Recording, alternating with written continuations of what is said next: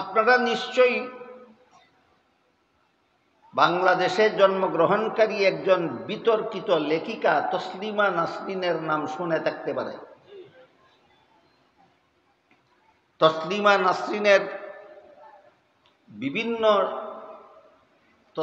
নাসরিনের লিখিত বিভিন্ন সাহিত্য বইয়ের মধ্যে, উপন্যাস বইয়ের মধ্যে একটা বইয়ের নাম আছে অপরপক্ষ।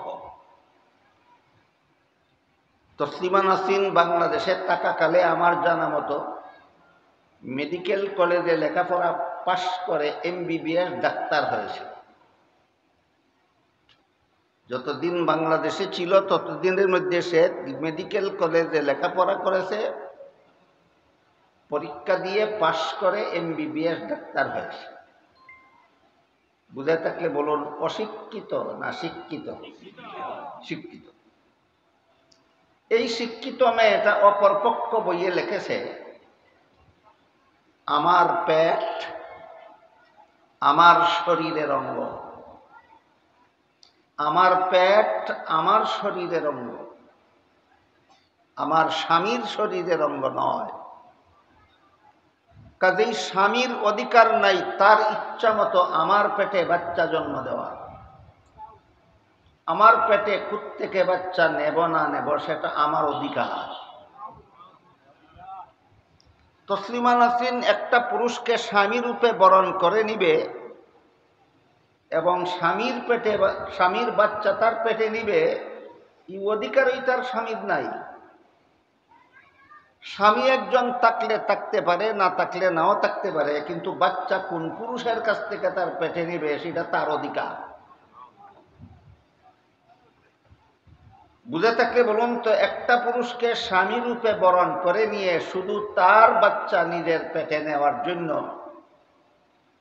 গরু ছাগলের দরকার হয় না একমাত্র মানুষের দরকার? একটা পুরুষকে স্বামী রূপে বরণ করে নিয়ে শুধু তার বাচ্চা পেটে নেবে না, যার কাছ থেকে মনে চায় তার কাছ থেকে পেটে বাচ্চা নেবে। এমন পেট মানুষের হয় না হায়ওয়ান জানোয়ারের হয়? তাহলে তসলিমা আবার বলুন, অশিক্ষিত না শিক্ষিত? এই শিক্ষা কি তাকে মানুষ বানাতে পারছে না জানোয়ার? মেডিকেল কলেজের পড়া তাকে মানুষ বানাতে পারলো না কেন? কোরআন শিক্ষাও পায়নি, কোরআন শিক্ষার ছোঁয়াও পায়নি। সরাসরি কোরআন শিক্ষায় শিক্ষিতও নয়, আবার কোরআন শিক্ষার আলোতে তার অন্তর আলোকিতও নয়। এমন লোক যত বড় শিক্ষিত হয় তত বড় জানোয়ার হতে বাধ্য। তাই আল্লাহ মানুষ সৃষ্টি করে কোরআন শিক্ষা দিয়েছি বলেন না, বলেন কোরআন শিক্ষা দিয়ে মানুষ সৃষ্টি করেছে।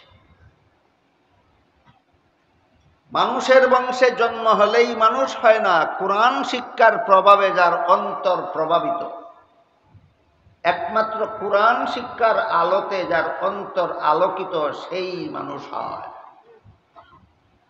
কোরআন শিক্ষার আলোর পরশ যাদের অন্তরে লাগে না, তারা শিক্ষিত হতে পারে, মানুষ হতে পারে না।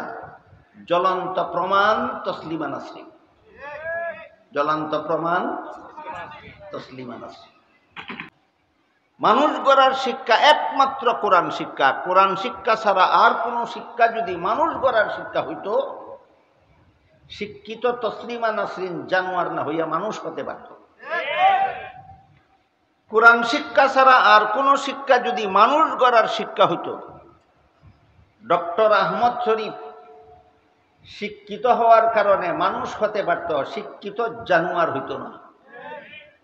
কোরআন শিক্ষা ছাড়া আর কোনো শিক্ষার দ্বারা যদি মানব সন্তান মানুষ হতে পারত, বর্তমান দুনিয়ার ইহুদি খ্রিস্টানদের দেশের মানব সন্তান মানুষের মতোই জন্ম হইত, হায়ওয়ান জানোয়ারের মতো জন্ম হইত।